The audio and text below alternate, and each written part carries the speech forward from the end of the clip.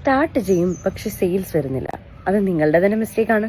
Hello, welcome to the day 4 of consistency challenge. Start ചെയ്യും, sales വരുന്നില്ല, പിന്നെ stop ചെയ്യും.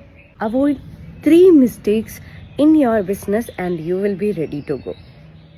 First one, too many designs stock ചെയ്യുക.